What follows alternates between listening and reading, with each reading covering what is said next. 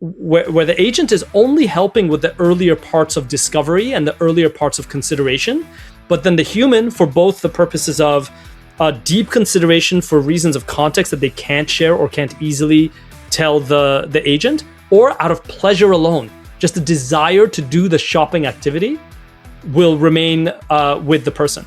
And so the agent will just get them to the front door, and then they'll take it over from there. So I think we're going to be in a world where we see a mix of all of these behaviors. It's not one of them, and no one should fixate on, why can't we all just go to the fly? It's like, just because self-driving cars exist doesn't mean people don't enjoy driving.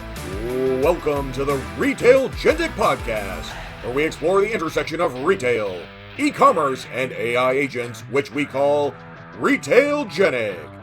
Our mission is simple. We are shining a bright light on the new agentic AI shopping megatrend, which will disrupt the trillion-dollar digital retail market. The stakes are high. Google, OpenAI, Microsoft, Perplexity, Amazon, Apple, Meta, and Anthropic are all fighting to be the consumer AI shopping agent winner. There are going to be some tough decisions for online brands and retailers to make. What happens to checkout? How should payments work? Should you continue to invest in retail media networks? What does the world look like when over half of your traffic is not from humans, but from AI agents? These existential questions are the tip of the iceberg. On this podcast, we're talking to industry experts, analysts, and influencers to get answers to these questions, identify trends, and best practices. This is Retail Agentic, your podcast partner in navigating our AI shopping agent future. And now here's your host, Scott Wingo. Welcome to this episode of Retail Agentic. Today on the pod, we have our first appearance by a Shopify executive. I don't know why it took this long, but we are fixing that here today. Mani Fazeli is the VP of Product at Shopify, and he's been there over 6 years.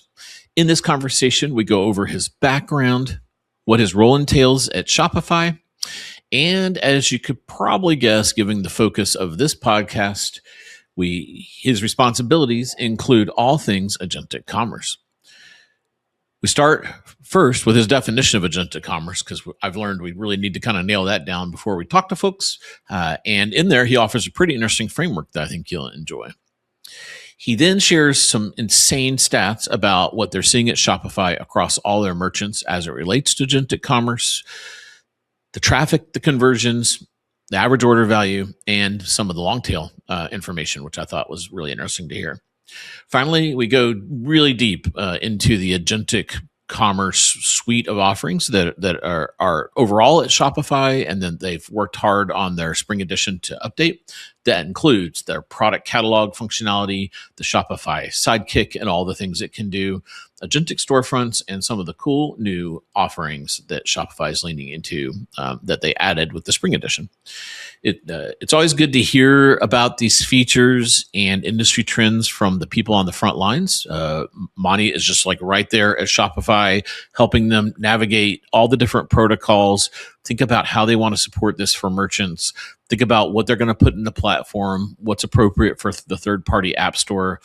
We get into all that, and it's always really interesting to hear these platform builders explain how they're thinking about this. Where do merchants fit in their prioritization? And it's a really fun discussion. I hope you enjoy it as much as I did. Enjoy. Welcome to this episode of Retail Agentic. Today, I am joined by our first guest from Shopify. So this is very exciting. I can't believe we've gone this long without having someone from Shopify on, but we're going to fix that today. Joining me today is Mani Fazeli. He is the VP of Product at Shopify. Mani, welcome to the show. Yeah, thanks so much. I actually didn't know I'm the first one here, so now I'm even more honored to be here. You are. I said, it's got to be a product person, and boom, you appeared out of nowhere. You manifested it. Yes. So very excited. I worked at ChannelAdvisor for decades and was there during the meteoric rise of Shopify, and it's been fun to kind of watch what you guys have built over the decades. But let's talk first about your background. How did you come to be VP of Product at Shopify? I've been at the company a little over 6 years, and I've worked on all sorts of things in the core commerce loop of Shopify. So you think of this as a merchant, you come in and you need to merchandise, you need to worry about shipping and fulfillment, you worry about your collections and discounts, and then you think about how all that shows up in the online store, of course. But more importantly, when someone's going to now add it to a cart and then get through a checkout, then maybe come back afterwards for post-purchase in the customer account. Like those are all areas that I've been shaping and influencing over the past few years. I worked on wholesale here for a while. I brought B2B on Shopify to life with a crack team here. I've worked on stable coins being natively supported, SimGym coming to life, rollouts being introduced. And over the past 15 or so months, as it relates to this conversation, I've been leading agentic commerce here. And I come from a background of building software. I was a founder of 3 companies earlier in my career before joining someone else's company, a company called Wave Financial here in Toronto, serving small businesses. Hundreds of thousands of them every month used us for free accounting and invoicing. And then we had payments attached, payroll solutions and such.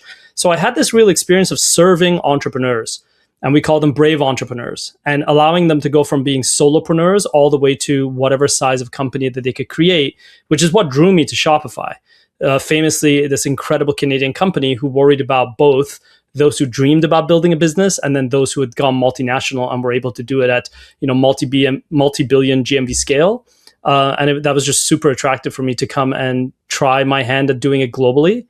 And so that's why I ended up here. Yeah, and as founder, the journey is long, arduous, and super not like the movies. It's not like the Social Network movie. That's for sure. It's the overnight success that takes 10 years. Yep. Yeah, wasn't for me at least. I saw on there you're one of the founders of Wish. I thought, give us a little Wish founding story. Yeah, I mean, the more accurate version of it is that I was one of the co-founders of the company that then became Wish, and I actually parted ways with the company before it became Wish. But the genesis of it was how you think about understanding random content on the internet so that you can then understand the topicality of that content and have that help you with customizing the experience of a user. So whether that customization was with advertising on some kind of a content site, whether it was being applied to commerce ideas, it was just using machine learning to understand the meaning of content on the internet. This was in the early days of Twitter. This was when we were looking at AdSense and all the content that you would find on the web pages of the world, the various content sites of the world. So that's where the idea as a genesis began. And then, after my departure, that team figured out how they could pivot that towards this commerce solution called Wish, which is ironic given that, in my life after ContextLogic, we ended up also, I was in commerce for small transportation operators at BetterEs. Basically, think of it like an Eventbrite for motor coach operators, ferry operators, small regional airlines. And then after that, it was with Wave, which was services commerce for small businesses, everything from landscapers to accountants to lawyers. And then at Shopify, goods-based commerce. So how you're helping merchants sell their wares across the world. And we actually have a common background. I'm also you're a software, you're a computer engineer. I'm computer engineering as well. Yeah. So but you went to Waterloo and I went to South Carolina, all the way, a good bit away from each other. It's interesting. So now you obviously can code. I'm sure you picked that up. When did you stop coding and go kind of more into the product side? And have you gotten back to coding, like with the evolution of vibe coding? Yeah, every former coder now is just like a pig in mud. So you have all the assistance and much of what used to be hard about setting up, your testing pipeline, CI/CD, all these other things. Now I have access to systems like River at Shopify, and I can just try my hand at the most fun part of creating, which was imagining what the solution should be and then taking a shot at it. Yeah, I still read code. I still can navigate my way through code. But if we say, when did I stop hand coding, the artisanal? It was probably a while ago now, maybe 13, 14 years ago, where I kind of transitioned. Every once in a while, I'd do it for a hobbyist thing. But I really transitioned towards the product management side of the house probably around 2013, 2014. We both have a fair amount of pre-AI time, and watching the roles. We used to have this triumvirate of engineering / coders, product managers, and then designers. And now they're all getting squished together. And you hear a podcast where all the designers are coding and product managing, and the product managers are coding and designing, and the engineers are product managing and designing. Where do where do you think that is today, and where do you think that's going as someone that's been a practitioner for so long? There's an adage in the industry that AI now makes everyone a 7 out of 10 at everything. So we all now have the tools to be able to dabble in the art and craft of all of our peers. But that also means that those who have the skill, the aptitude, and the desire are going to have even greater amount of differentiation in their vertical or their skill set. So of course, you'll now get a product manager who can prototype, and you'll get a designer who can come and write the product spec. You'll get an engineer who's veering into design using, Claude Design or other tools like that from Figma and such. But in the end, what they all end up doing is just bringing their content to the brainstorm and the collaboration to work with the specialist in the craft to accelerate them, to be able to work on more things together simultaneously, to be able to share their ideas more quickly, and to be able to be more iterative together rather than maybe as much handoff or more of the classic, like I do my part, you do yours. You're just building better teams. What I don't see it as doing is literally making everyone a polyglot, everyone doing exactly the same job, nor do I see it as the death of specialization. Quite the opposite. We just happen to be in this moment in history where the tools are so fresh and everyone is exploring so much that the differentiation hasn't yet happened. Now, this is my take. I may be wrong, but that's where I'm placing my bets. You gave us some examples of some of the things that you do at Shopify. So if I'm going to take the list, some things you don't do, just to make sure I understand. You don't do anything with the App Store, kind of like the campaign, the ad side, maybe connectors into marketplaces. Is that true? So you're correct that not the ads side, although, I collaborate with all these teams because when you're in the commerce loop, they're all dependent on the core, whether it's products, whether it's inventory, whether it's going through the checkout, for example, the product network, which allows you to complete purchases that are sourced from multiple different sellers in the same storefront. Like, how did we make that happen? Well, my org was involved in helping to build those solutions. And when we take a look at what was the other example that you gave? You asked me about campaigns, marketplace connectors, the App Store. App Store for sure, because we have first-party apps, and then we obviously support a platform that has all these wonderful third-party app developers. Yeah, you have to have all the hooks into it, I imagine. Yeah, so my area develops like hundreds of API endpoints and hundreds of primitives that they all use. But also there's multiple first-party apps that live inside of my world. One of the famous ones being, for example, Checkout Blocks, which was an acquisition that we did that now we've been, expanding and very popular amongst Plus merchants. And there are others, right? So Marketplace Connect is also in my universe. So when it comes to channel connections, that actually is in my realm of oversight. And there's a lot of exciting things that we're doing there. And it connects really well back to this new era of these, what we like to call non-merchant of record channels, which would be the ChatGPTs and Geminis of the world. They've learned their lessons as to how they can most effectively penetrate is not to become the merchant of record, not to become the marketplace that is reselling, but to simply be the avenue and interface to the merchant themselves. And so when you do that, well, you still need access to data. You still need to know what goods are sellable, what's not. You still need a protocol by which to be able to complete a purchase if that's going to go through your interface. And these are all the things that we've seen before when it comes to any channel that's trying to sell. But traditionally, when they are the merchant of record, the Etsy's, the Amazons, the eBays, or any of those, you're sharing data with them. They're running the checkout, and then they're importing orders back into your system. But in the new era with all these new channels, that's not the case. You are the merchant of record. You have the customer relationship, and it's your checkout, all your logic that's executing. Let's jump into agentic commerce. That's why we're here. So let's start. So this has oddly become a controversial question. How do you define agentic commerce? And there's just to kind of give you an idea of what's controversial. Increasingly, there's folks that are kind of very rigid about the definition. Meaning, like I just had Forrester on, and their definition is if it's not 100% autonomous, the consumer isn't involved at all, it's not agentic commerce. It's commerce. They have like 16 different names, but it's not agentic commerce. And then there's the other side, which is pretty loose. If an AI, a modern LLM is involved in somewhere along the way, it's an agentic commerce kind of touch point. So where do you fall in that spectrum? We fall more towards the latter of the examples you gave. So not quite the Forrester requirement or stringent requirement that you only call it agentic commerce if the agent is taking every action independent of the human or agentically on behalf of the human. So there's this framework that I articulated for internally, and then we expose it externally too, to say that, look, the world of agentic commerce actually probably has 4 different stages. I call it the crawl, walk, run, and fly stages. And most of the industry went straight to fly. And that's what you hear from Forrester. So let's explain what each of these stages are.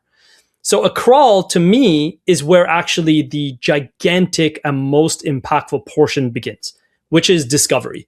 ChatGPT, Claude, Copilot, whoever it is, they become the new search bar, and they're helping you find the right product, and then they're redirecting you to storefronts where you make that purchase yourself. But that agent had a lot to do with what gets put in front of you, what searches it did, what fan out, what product catalogs it reached for, what review sites it corroborated with, what cross-referencing it did. It has brought a lot of intelligence in order for it to figure out the latent intent of your query. And of course, it's multi-turn. So you could do refinement and you get much, much deeper in the conversation to be able to do comparisons. That's crawl. Very effective, working pretty well right now. And we know Google, ChatGPT, and everyone else, they're all working on improvements here, and they work with us quite a bit. We'll touch on that with the Shopify catalog and such. Then there's the walk phase. This is where the agent can go a bit further. It can load up the cart for you. It can pre-fill information about you, and it can get you all the way to a one-click checkout so that you need to do less when you enter the storefront, but it's still you as the buyer on the storefront of that merchant that completes it. After that, we can enter run, and there's technological requirements and protocol requirements necessary to get here. The run is when the agent can combine the search and the checkout all into one. It gets the approval from you off that storefront, and then it can complete that transaction for you on your behalf. But this is typically where it needs to be an exact purchase. You know exactly which merchant, what cart line items, what shipping, what price, what tax. It was all determined, and that's what you approved, which then gets us to fly, which is now you can enter a world where it's more discretionary, budget-oriented, and parametric. I'm simply saying here the boundaries I want you to stay in. I'm not telling you who to buy from or even what exactly to buy. It's more like I put a destination like I do in a self-driving car, and the car kind of figures out how to get there. I didn't give it the exact route. So that's what the fly stage will be, and I think that's what a lot of people are reaching for right now. But in reality, the industry is somewhere between walk and run today.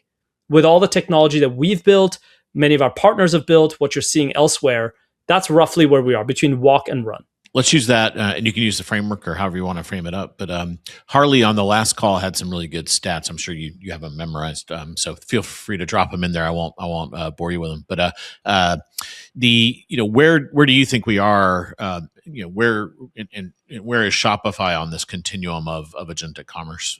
Obviously, you stated we're between walk and run, but talk about some of the impact to merchants. Are some of your merchants feeling this, or is it still too early?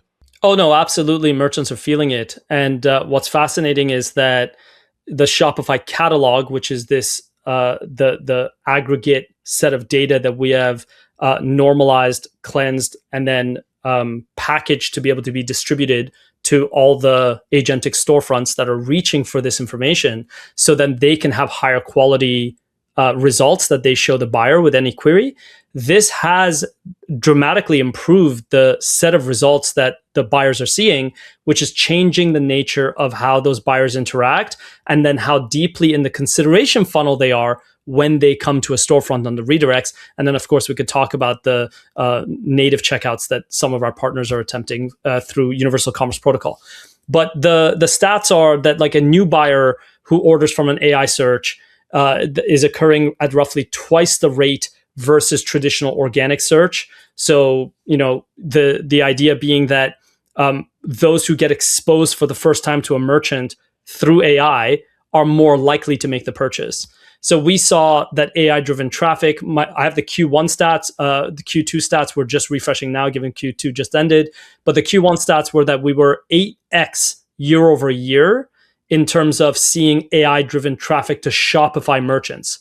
And then the number of orders coming through was 13x versus the prior year. So huge ramp up as we've seen the user base begin to adopt all these interfaces for doing commerce-related queries, which is quite huge. I think you had Ashish from Google on your podcast maybe a few months ago, and he was talking about the sheer volume of content that they have that is related to commerce related search. So you could just imagine how that's beginning to find the immense number of Shopify merchants on platform.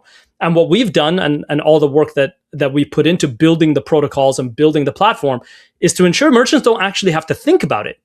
But simply by being on Shopify, they are out of the box UCP compatible. And we'll come back and talk about Universal Commerce Protocol, but you're out of the box UCP compatible. So as long as, we have this agentic storefronts section of the admin, you go in and you can see, hey, here are all the products that I've got listed, and here are the channels I'm exposing my catalog to. And then for the ones who support native checkout, you can choose, hey, do I want native checkout to be supported or not? And of course, we have an automatic mode. You just say, just choose for me, Shopify, do what's best for my business. And then we honor that and we're syndicating. So we are seeing those numbers come through. A couple of other really interesting stats for you is that for those who do come in from an AI channel, they are 50% more likely to convert. And our hypothesis with all the data we've analyzed is that they end up being deeper in the consideration funnel. And then that also seems to correlate with one other reason I'll touch on, that you get roughly 14% higher average order value. Now, part of that ends up being that we're seeing more technically oriented products, say anything that has specs that you want to inquire about, which also end up being somewhat more expensive. Those are the ones that are seeing immense lift. We have merchants that some places that are seeing like 20x, 30x lift versus organic search versus last year in terms of how much of their traffic's coming from AI. Yeah, one of the things that all the SEO and SEM people report is a decline in traditional traffic. Is that something that you can speak to, or I haven't seen a stat coming out of that, but in aggregate, Google, there's less and less answer engines. Search engines are becoming answer engines, so we're heading towards a zero-click future. Is kind of like the common opinion there. I can't speak to that with any definitive fact.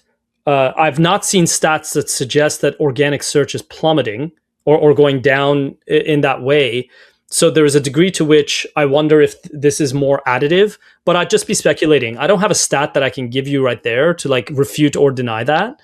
But I do think that it feels very organic that the user base for anything that requires some degree of refinement of your query is going to reach for the multi-turn chat interfaces that we've all grown used to going to these days. The traffic there's up 8x, which is huge. And then it's converting better. So that's great. And then is that 8x? I guess the 8x is up from a small base. Like the Adobe has these giant numbers, but they're relatively small. But even then, because they convert more, that gives them more oomph. And then,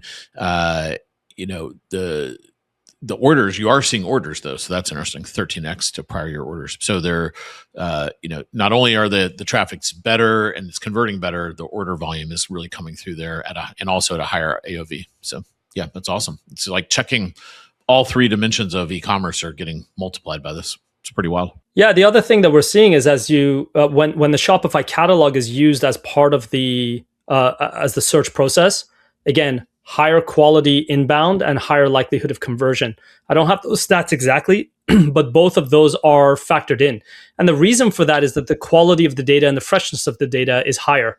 You have real-time availability, you have real-time pricing, and you don't have any of the challenges of any pipeline that has scraped the information from the internet or product feeds that are only periodically updated. So this is one of the superpowers of the Shopify catalog, right? It has information that's coming directly from the merchant, but syndicated through our connections directly with the partners. Yeah, you've been in e-commerce for a while, and the lowly catalog was just kind of this kind of pain that you had to deal with, and usually in a CSV for hours until your eyes were bleeding, and then you kind of got all your attributes and you did the minimum amount possible, and it's become super important to make sure that you have everything in there and you give the agents everything. So to your point on these technically oriented products that have specs and whatnot, you got to make sure you have all the right specs in there to make sure the agents are getting the right features and functionality that the user's looking for. Yeah, and this is what's amazing because the merchant comes onto Shopify and is already putting all this energy from the Shopify taxonomy and all the attributes that we have, and then the meta fields they're able to create, the standard meta fields as well as any of the custom ones. They are putting in the data that matters to all these channels anyway.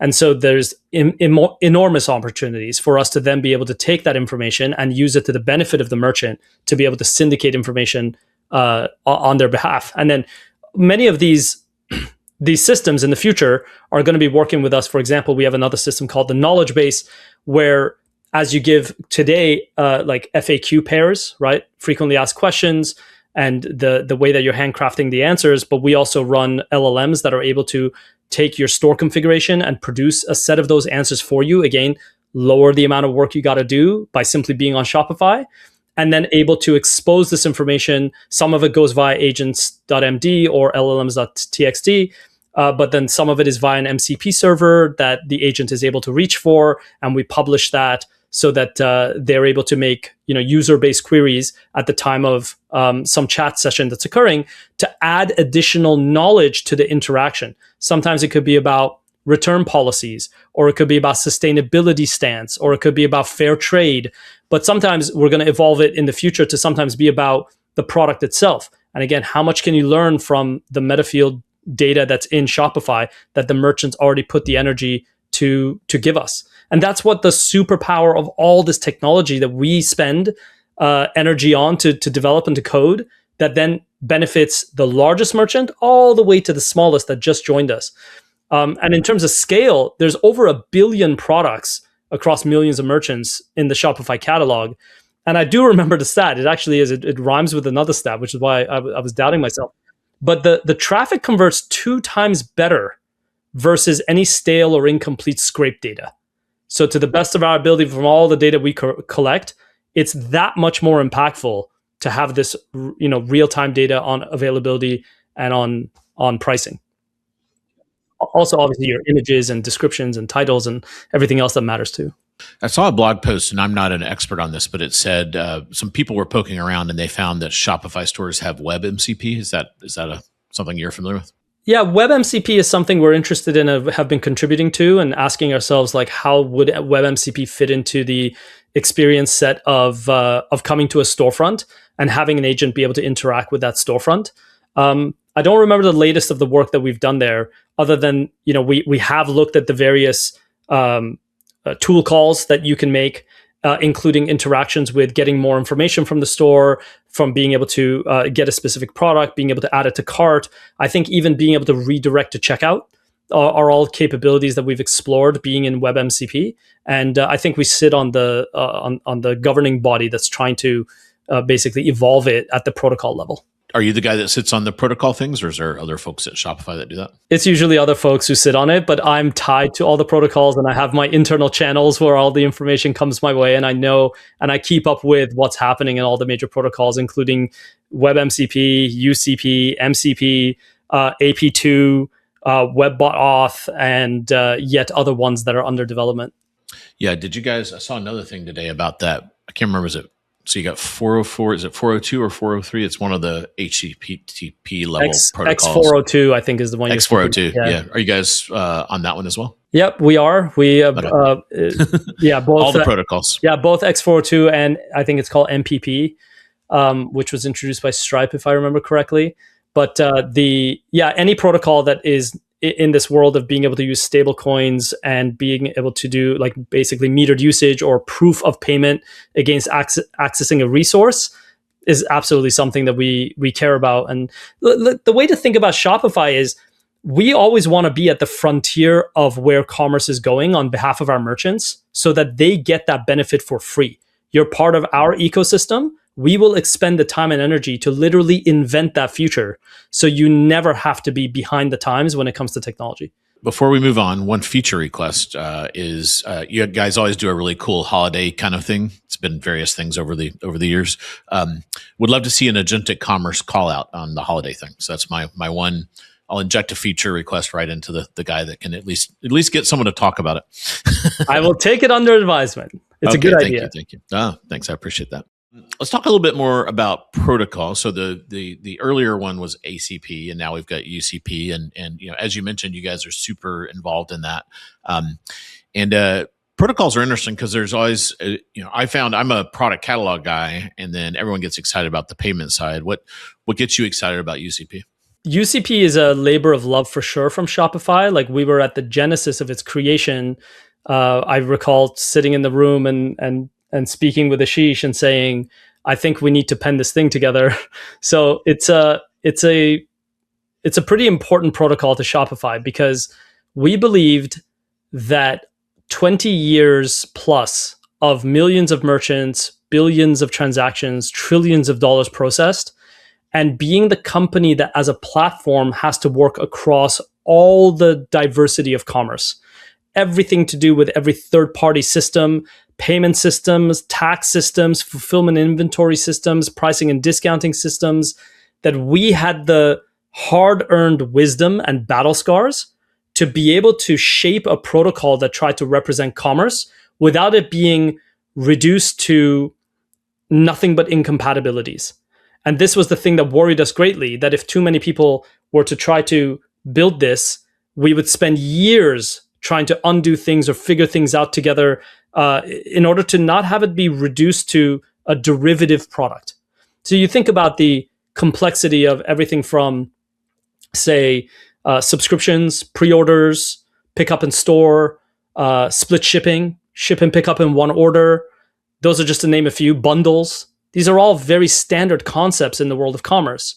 But if you can't represent them at the protocol level, or if you can't account for, for those who are familiar with Shopify, we have a thing called markets. Markets allow for you to change the behavior of your configuration of Shopify based off the context of the buyer. It might be a region context, a channel context. It might be a retail context or a wholesale context. All of these are changing behavior of the logic that executes in Shopify. So now imagine you come over a protocol and that protocol does not understand context or be able to respond to it dynamically, literally mid-session.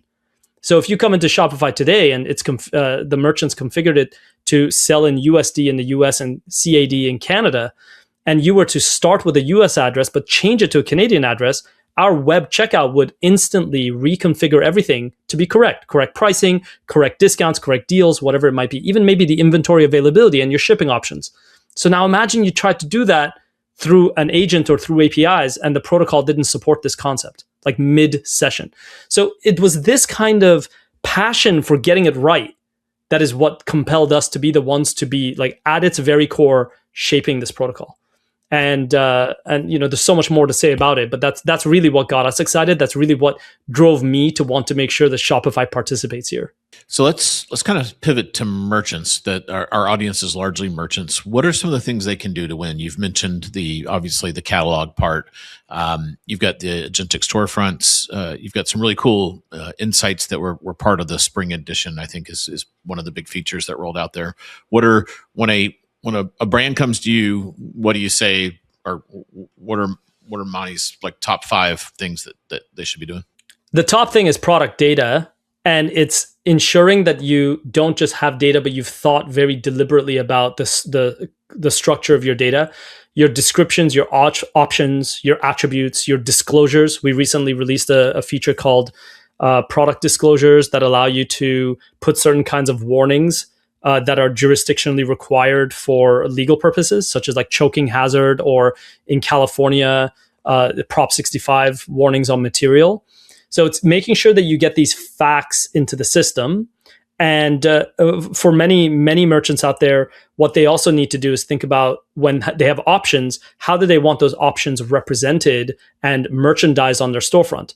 So if they're not just using option variant and they're actually splitting it up between multiple products, maybe because they want different URLs and landing pages, or multiple images to a variant, or yet other things, or they found shortcomings in Shopify and they worked around it. It's how does Shopify then understand the way that listing was combined? So, for Plus merchants, we have this thing called combined listings that allows you to tell us how to take products and group them this way for you on your storefront. But we also have a thing called the default listing inside of Shopify, which now says, hey, how did you actually configure your data? Tell us. And we've actually taken a guess based off of scanning your store. Confirm for us, did we understand it correctly? Yes, great. Now, when we're doing all of our data processing to produce the Shopify catalog, then we're able to correctly represent you, your variants, and your options when we're syndicating. So that's number one. Number two is making sure that you have a really clean and well thought out set of policies and brand knowledge through the knowledge base. And you've configured all of your return policies, exchange policies.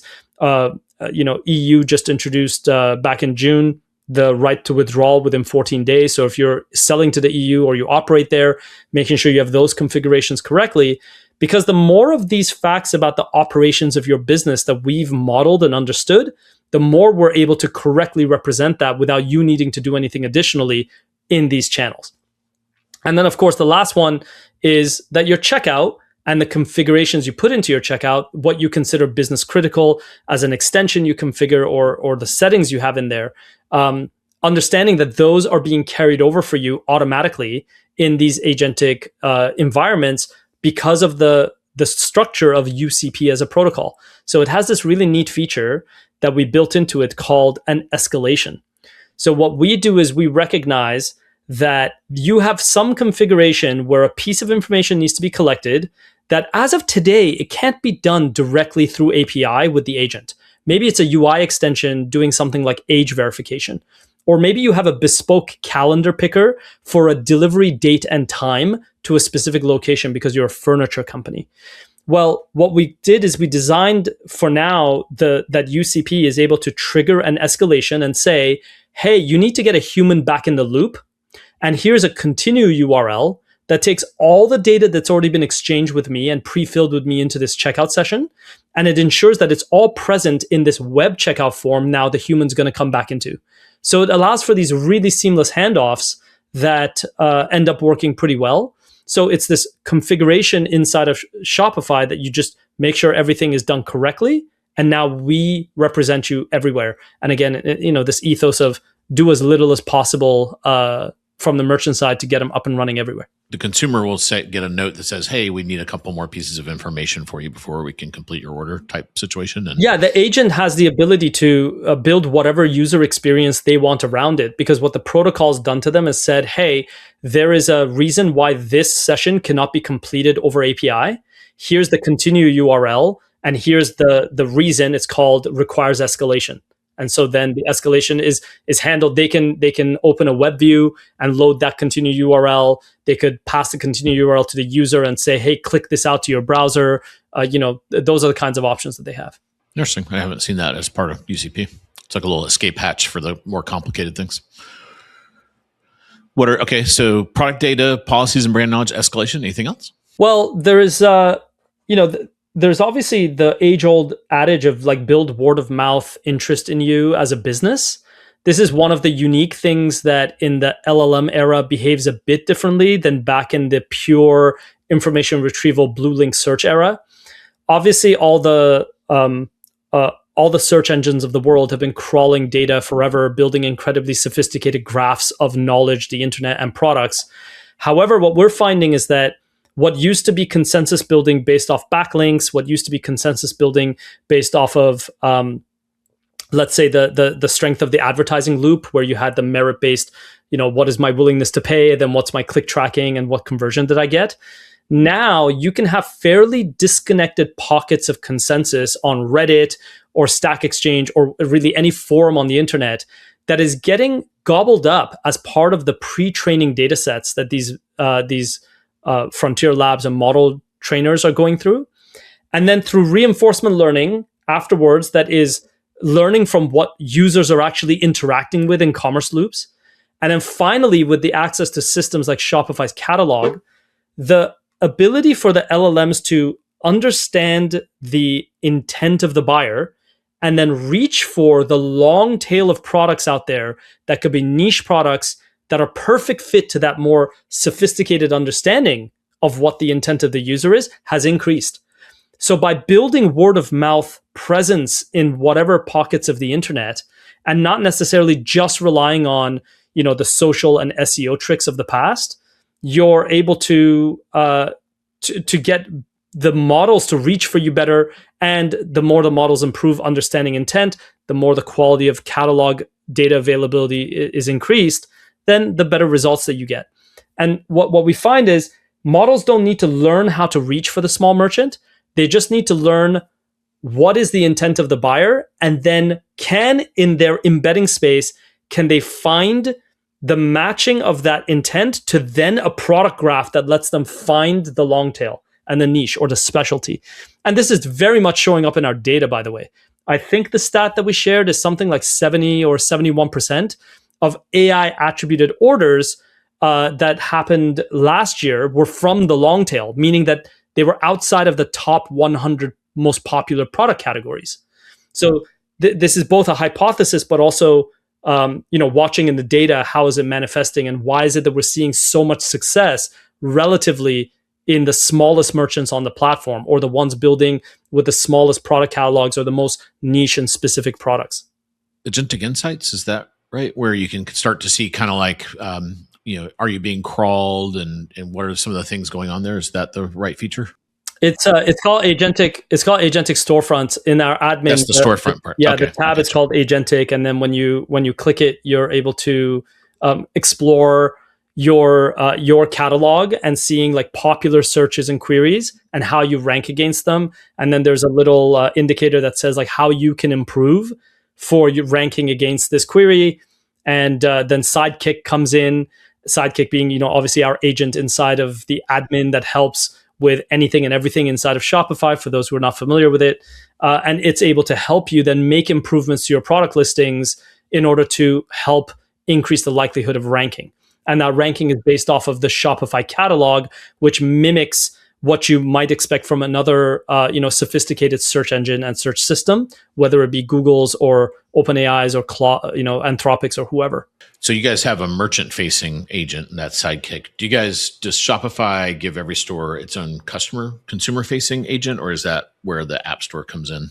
App Store definitely comes in, and there are players out there that provide these solutions. But we also do have a storefront agent that we provide, and you can imagine that we invest in. This is very common for us, where we want to build what most merchants need most of the time, but make the rest possible. And we understand that, and we uniquely understand as a company, that the diversity of commerce requires all these wonderful, amazing, inventive app ecosystem players to come in and find opportunities that maybe subsets of the market need. But if it turns out to be something that you expect that the vast majority will need, it should really come out of box from Shopify. And so, yes, we also have our own. Yeah. What's its name? Like, does it have a name kind of like Sidekick, but not Sidekick? It's actually a good question, because Shopper app or something. Yeah, I'm trying to recall the external name. Internally, we call it the storefront agent. Externally, I'm wondering if it's married up to Shopify Inbox or not. But it's a great question to which I should probably know the answer. It's hard to keep all this in your head. Trust me, I totally understand. E-commerce used to be so easy back in the day, and now it's gotten way more complicated, as you've noted. So, what are some of the other things that you were really excited about in the spring edition? Well, the one that's I think related to everything we've been talking about is Shop and its new AI-powered agentic search.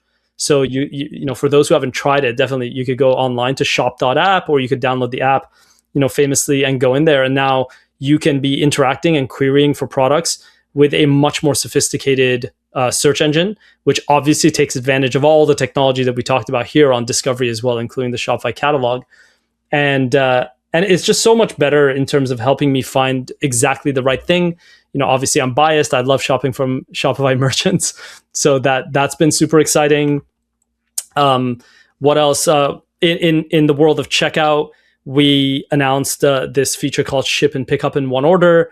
We're super excited about the kind of power it brings to even the small merchants that have a storefront presence, but also an online presence, wherein they want to allow for some items in the same order to be picked up at their store, because maybe that's where the inventory is, or maybe that's the preference of the buyer because of how quickly they want the product in hand, maybe just in time for the weekend or just in time for an event. But then yet other products that will come from a warehouse, or they may have a lead time for shipping, that don't need to be split up between orders. So this obviously allows for clearing of inventory faster. It allows for introducing foot traffic, which has other benefits to brand loyalty. And of course, it can increase average order value. Love that one. What did you see that piqued your interest? I like this idea. Sometimes merchants, there's so much, they feel like they're so overwhelmed. And I think the Sidekick is like probably one of my favorites. And then there's the sub feature Pulse. Tell folks about Pulse. Oh yeah, Pulse is basically us having Sidekick and its full intelligence, being able to tap into the entirety of the knowledge of what's happening in your store and the trends of purchasing and behavior, ranging from understanding your inventory and understanding the various channels you're selling on, and running this in the background to see what trends we find and then what insights we could provide to you that then become actionable recommendations that show up on your homepage. Basically, when you land inside of the admin, and helping you be guide and have more clarity as to the next right action to take, because nobody has Shopify's understanding of the entrepreneurial journey. You think about the billions of data points every day and week that we collect that has to do with the activity of running a business in the world of commerce. And so there are bound to always be patterns in that are common between merchants, and then bound to be patterns that end up speaking to opportunity for a merchant. Maybe it's about discounting or a promotion to run or a channel they should sell on or inventory they're running low on, or yet other examples we could go through, tweaks that they could do. For example, we haven't done this yet, but we're looking at opportunities of, we have rollouts and we have SimGym. So what if there are things that we can take a look at that recommend, hey, you might want to try this change to your store, simulate it, see how that goes. If you like it, let's make it easy for you to put it into a rollout and then have you be able to be able to test it out for yourself. So this is really that magical capability of Pulse being proactive rather than reactive. It comes to you rather than you going to it. Do you think there'll ever be a day where there'll be an option in Shopify that you can just kind of do autopilot? Say, hey, Pulse, those are good recommendations. You just roll with it and let me know. Let me know if you really need a human involved here. Yeah, I do think so. Like, we already have a product, I think, called Autopilot, which helps with enabling advertising being easier. A lot of people struggle with understanding what channel to sell on, how much to bid, how much budget they should have.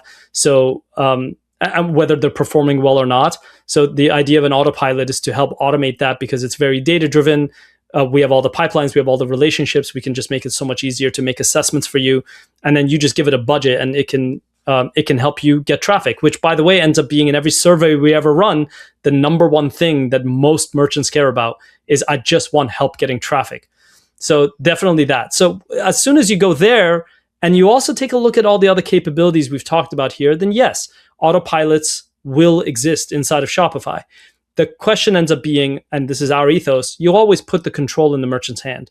Like, even now inside of the Agentic page in Shopify that we were just talking about, on that page, you get to choose. Do you want it to be that Shopify manages it for you, or do you want to toggle it off and then you get to choose Shopify catalog access and who gets it on which channels, allowing us to automatically enroll you into new Agentic storefronts as they get released? Or do you want to retain control over that? So more and more, you can trust Shopify to do the right thing for you, but if ever you want, you can take back control. I want to be cognizant of our time. One kind of forward-looking question, and this can be a personal, not a Shopify view of things, but you've been in e-commerce for a while. I'm kind of energized by agentic commerce, and I can kind of sense you are too. Where do you think this goes? Like, another way to ask this is, so some people would argue it's just going to, e-commerce will just turn into agentic commerce as a percent of overall commerce, but I tend to think it's incremental. I think these are such new experiences that we are going to start accelerating, and it will, to accelerate e-commerce, it just basically means you're taking we're accelerating the adoption rate of that underlying larger commerce base. Do you have any points of view of where you see agentic commerce going over, to just give you a time frame by 2030? I would divide the way that agentic commerce will manifest into two buckets: the direct-to-consumer and the wholesale B2B. In the wholesale B2B side, you're going to have both sides of the transactions are businesses. Both sides have to do this professionally, repeatedly, and they care greatly about efficiency. And so there's a lot to be gained there, for the same reason that all of the, let's say, computer science or programming and software development agents have come to life. There's a lot of efficiency and collaboration that's possible there. Same thing, if you want to do discovery, if you want to do reordering, if you want to do automated judgment systems on what to order and when, how to deal with the payment.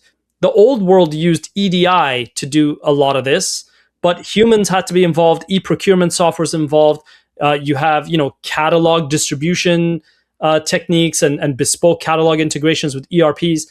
So it feels ripe that the world of agentic commerce is going to have all sorts of developments on the wholesale and B2B side. Then there's the direct to consumer, which we talked quite a bit about today. And I'm betting that we absolutely will have a stratified world in which, many people are having some transactions be fully automated. And then many people will have some transactions that are taken near the finish line, but they get to step in and make some final tweaks and suggestions. And then many transactions where the agent is only helping with the earlier parts of discovery and the earlier parts of consideration, but then the human, for both the purposes of deep consideration for reasons of context that they can't share or can't easily tell the agent, or out of pleasure alone, just the desire to do the shopping activity, will remain with the person. And so the agent will just get them to the front door and then they'll take it over from there. So I think we're going to be in a world where we see a mix of all of these behaviors. It's not one of them. And no one should fixate on, why can't we all just go to the fly? It's like, just because self-driving cars exist doesn't mean people don't enjoy driving. I think it's interesting. We don't cover B2B a lot on here. There's only so much you can cover in a day, as you know. But it does make more sense that they'll get to kind of your fly before consumers do in many cases. There's some more complexity in there. There's the whole CPQ and configure. Like you've done B2B, so it's consumers complex. B2B is like a order of magnitude more complex, but a lot of it is automatable. So it's going to be interesting to watch how this plays out. So the one thing we can agree on, the future is going to be exciting and going very quickly, which is fun. Yeah, and if we take a look at just the trajectory, I shared some of the stats about how much order volume has been increasing coming over these channels, and then you can see external stats about the rate of growth of people using agentic interfaces. You can see Meta releasing Hatch and Google announcing Spark, and obviously all the Codex and Claude related work out there. The world of agents is picking up, and then obviously OpenClaw rocked everyone's world at the start of the year. Then we had Hermes come out, and then there have been many derivatives of these. So we're still in the early innings of what agents are capable of doing. So prognostication as to like where it goes. You look at those stats, then you take a look at stats like even inside of Shopify, Sidekick. I think our usage of Sidekick increased something like 4x year over year. So if I just take all these kinds of stats and extrapolate, it's going to be an incredibly wild world and wild future. Thanks for coming on the show. I thought this was a lot of fun. Would love for you to come back on next time you have a new edition so we can kind of hear right from you what's going on in there. Where can people follow you between appearances on Retail Agentic? Yeah, I loiter on X, and I post about Shopify quite a bit, but also obviously some personal stuff. I also do quite a few videos and post on LinkedIn. So if people want to follow on LinkedIn, and if I do more of the Shopify stuff there, so if you're interested, please follow. But we use X Spaces, and I try to be out there. And of course, you can always at message me and share your great ideas with me, and I'd love to hear them. Happy agentic commercing. Thank you. Follow, rate, and share to stay up to date with Retail Agentic, your guide to the future of AI shopping agents.